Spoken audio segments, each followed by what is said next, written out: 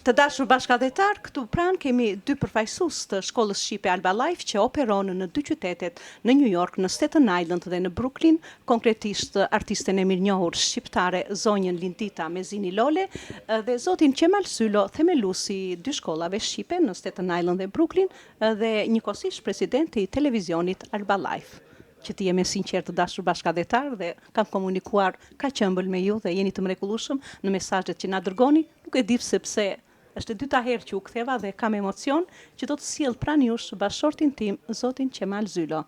Po konkretisht neve sot do të flasim për festivalin e shkollave shqipe që organizohet në 15 qershor dhe që ne po operojmë së bashku me të gjithë përfaqësuesit e shkollave shqipe këtu në New York dhe në New Jersey. Zoti Sylo?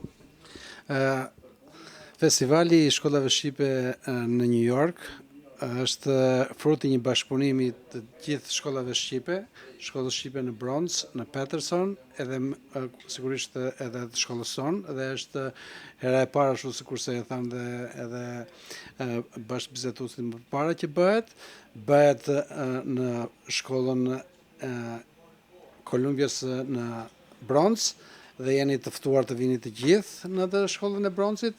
Fillon në orën 5 mbasdite, e theksojmë dhe një fillon në 5 mbasdite, është hyrja e lirë. Në 15 qershor në orën 5? Po, në 15 qershor në orën 5 mbasdite, është hyrja e lirë, dhe me këtë rast desha të falenderoj prindrit, sepse në fundit ata janë, si thuash, kryesorët që na ndihmojnë me sjelljen e fëmijëve. Kozeta dhe Qemale dhe të gjithë bashkëbiseduesit në këtë mbrëmje të këndshme rreth projektit të festivalit të fëmijëve. Unë personalisht ndihem shumë e kënaqur.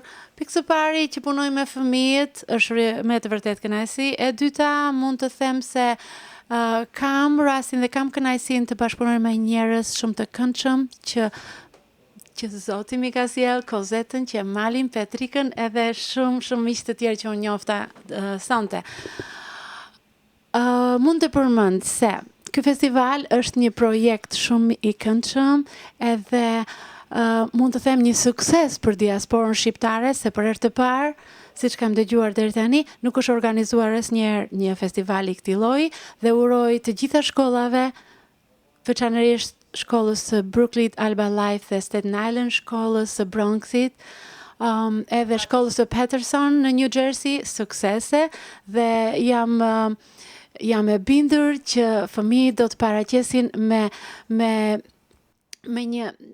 talentin dhe me dëshirën e tyre artistike një program shumë të këndshëm për të gjithë spektatorin shqiptar të diasporës. Mund të them të gjitha suksese, mirë se të vini të gjithë në 15 qershor në orën 5 dhe në 7, ju me të vërtet do ndjeni një kënaqësi të veçantë përpara këtyre fëmijëve të bukur, të këndshëm, të talentuar, të zgjuar që rriten sot në Amerikë. Faleminderit.